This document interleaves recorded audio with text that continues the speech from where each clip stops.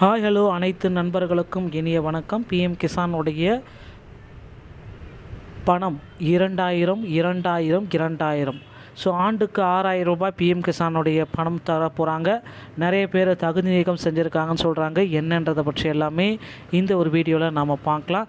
22வது தவணை தொகை எப்பொழுது உங்கள் அக்கௌண்ட்டில் வர இருக்குது என்பதை பற்றி இந்த ஒரு வீடியோ தொகுப்பு உங்களுக்கு முழுமையாக சொல்லும் அப்படின்றத எதிர்பார்க்கலாங்க. மார்ச் மாதத்தில் பிஎம் கிசான் பணம் தகுதியற்ற விவசாயிகளுடைய பெயர்கள் நீக்கப்பட்டிருக்கு.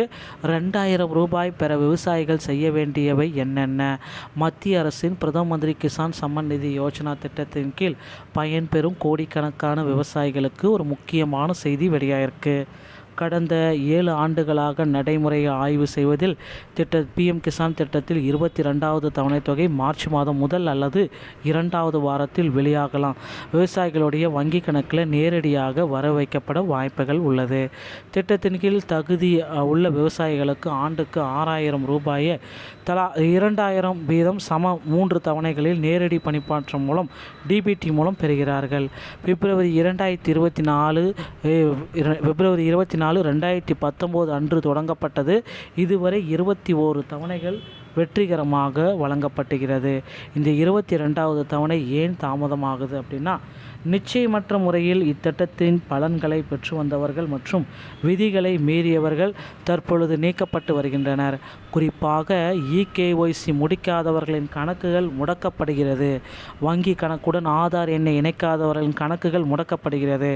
நில ஆவணங்களை சரியாக சரிபார்க்காத கணக்குகள் முடக்கப்படுகிறது. வருமான வரி செலுத்துவர்கள் மற்றும் ஒரே குடும்பத்தில் ஒன்றுக்கு மேற்பட்டோர் பலர் பலன் பெறுவது கண்டறியப்பட்டு அவர்கள் பெயர்களும் நீக்கப்படுகிறது.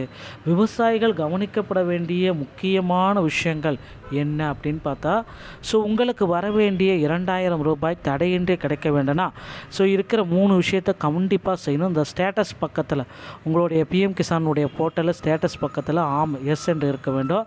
இகேஒய்சி கட்டாயமாக்கப்பட்டுள்ளது. பிஎம் கிசான் இணையதளம் வழியாக ஓடிபி மூலமாகவோ அல்லது பொது சேவை மையங்களுக்கு சென்றோ இதை முடித்து கொள்ளலாம். நில இணைப்பு, இந்த லேண்ட் சீடிங், நில ஆவணங்கள் சரியாக இணைக்கப்பட்டிருக்க வேண்டும். இதில் நோ என்று இருந்தால் உடனடியாக உங்கள் பகுதி வட்டாட்சியர் அலுவலகத்தை தொடர்பு கொண்டு இதை சரி செய்யலாம். ஆதார் வங்கி இணைப்பு, உங்கள் வங்கி கணக்கு ஆதாருடன் இணைக்கப்பட்டு நேரடி பண பரிமாற்றத்திற்கு தயாராக இருக்க வேண்டும். இது எல்லாமே கரெக்டாக இருந்தால் மட்டும்தான் உங்களுடைய பணம் இந்த டிபிடி முறையில் உங்கள் அக்கௌண்ட்டுக்கு வரும். உங்கள் நிலையை பார்த்திங்கன்னா சரிபார்த்து கொள்ளுங்கள். விவசாயிகள் இந்த பிஎம் கிசானுடைய அதிகாரப்பூர்வ இணையதளத்திற்கு சென்று நோ யுவர் ஸ்டேட்டஸ் என்ற பகுதியை கிளிக் செய்து உங்கள் பதிவு எண் மற்றும் கேப்சா கோட்டை உள்ளிட்டால் இகேஒய்சி மற்றும் நில ஆவணங்கள் சரிபார்ப்பு நிலவரத்தை தெரிந்து கொள்ளலாம்.